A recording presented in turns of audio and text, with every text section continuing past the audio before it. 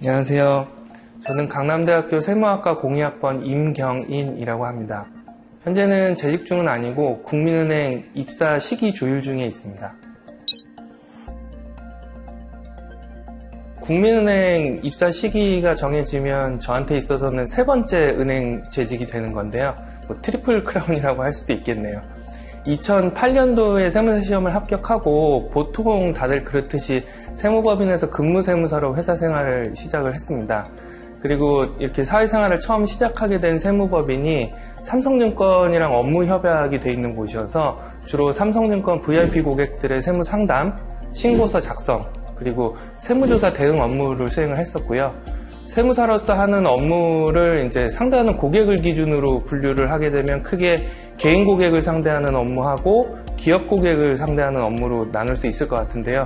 세무법인에 근무하던 시절에 이제 저희 대표 세무사님께서 이제 항상 하시던 말씀이 개인 쪽 업무만 할 줄 아는 세무사는 결국 반쪽짜리가 될 수밖에 없다라고 얘기를 하셔서 법인 쪽 업무도 할 줄 알아야 된다 이런 생각을 가지고 신한은행 기업 컨설팅 팀에서 이제 근무를 시작하게 됐습니다. 그리고 신한은행에 한 6년 정도 근무하던 기간 중에 경희대학교 법무대학원 석사과정을 졸업을 하고 하나은행 상속증여센터로 이직을 해서 다시 3년 반 정도 근무하던 기간에 경희대학교 법학전문대학원 박사과정을 수료하게 됐습니다. 그리고 나서는 박사학위 논문 작성에 집중을 해야겠다는 생각을 해서 은행은 퇴사를 결심하고 논문을 열심히 작성한 결과 현재는 박사학위 논문 심사 중에 있고요. 동시에 국민은행 입사 시기를 조율하고 있는 상황에 인터뷰를 진행하게 됐습니다.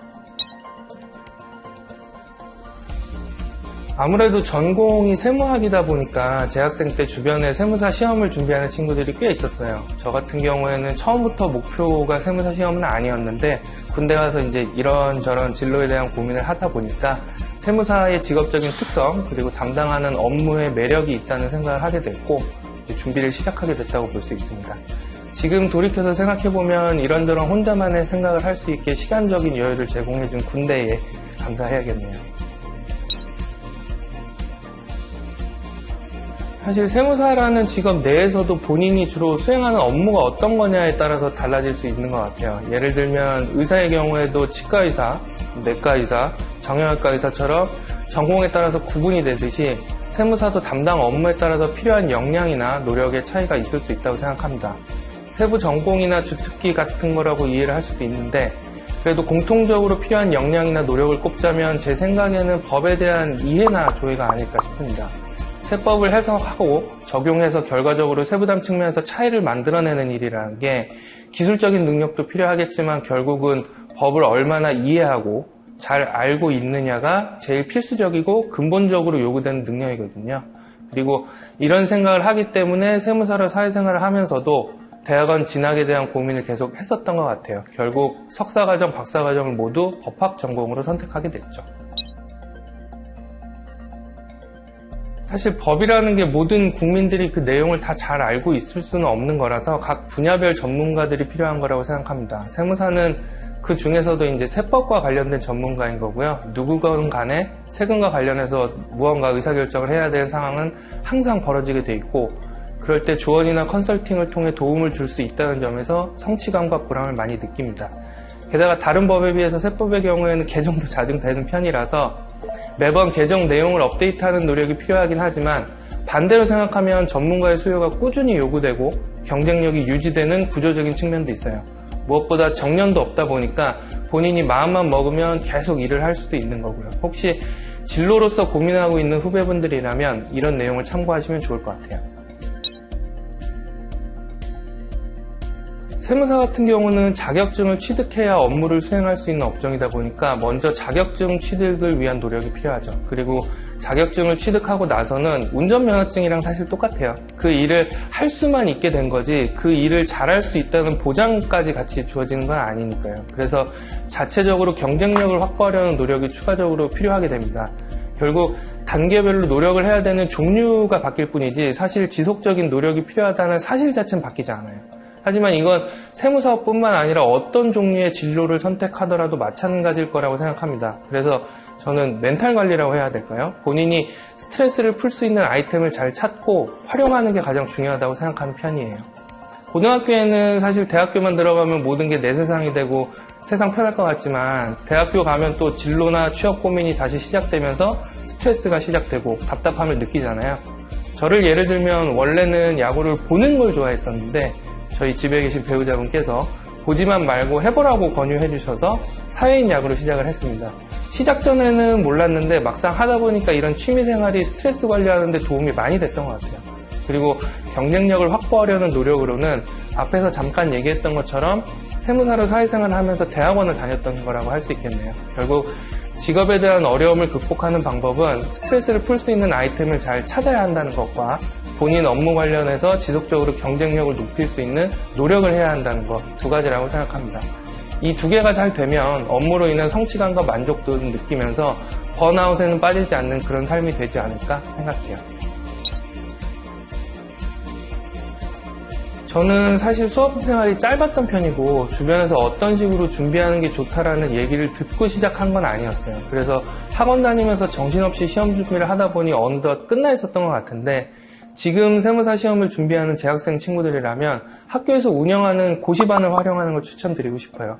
수험 기간이 짧은 게 물론 가장 좋지만 어느 누구도 보장해줄 수 없는 성격이기도 하고 수험 기간이 짧던 길던 간에 혼자서 하는 것보다는 같은 목표를 가지고 있는 사람들과 팀플레이 느낌으로 준비하는 게 동기부여 측면에서도 도움이 많이 됩니다.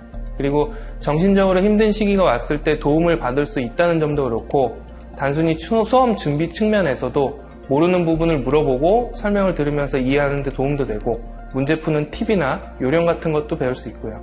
열정적인 세무학과 교수님들께서 고시반을 운영하고 계시니까 잘 활용하셔서 여러 가지 측면에서 도움을 받아보시면 좋을 것 같아요. 은행에서 상담과 컨설팅을 주로 진행하는 세무사로서 오랜 기간 일을 하다 보니까 세미나나 강의, 뉴스 인터뷰 같은 것들을 꽤 많이 했던 것 같아요. 그러다 보니 세무사로서 신고서를 작성해서 그 세무조사가 나왔을 때 적절한 대응을 통해서 추징되는 세금 액수를 줄이는 데 기여하는 것도 충분히 보람을 느끼지만 다른 사람한테 무언가를 설명하고 이해하게끔 도움을 주는 강의라는 일에도 상당한 보람과 매력이 있다는 생각을 하게 됐어요. 그래서 어떤 주제에 대해서 남한테 설명하려면 저 스스로 그 주제에 대해서 정확하고 입체적으로 이해하고 있어야만 하거든요. 강의를 할 수 있을 정도로 준비를 하면서 그 주제에 대한 이해도를 상당한 수준까지 끌어올린다는 건 그 자체로 세무사로서 경쟁력에도 분명히 도움이 된다는 생각을 하고요. 그래서 어떤 형태가 될지는 모르겠지만 앞으로는 강의 활동을 좀 더 적극적으로 해보고 싶은 희망은 있습니다. 조직 생활을 하면서도 또 이런저런 제약이 있을 거라서 고민이나 고려할 것들이 많지만 차근차근 준비하고 노력하면서 또 다른 선택이나 기회를 기다리고 있다고 할 수 있겠네요.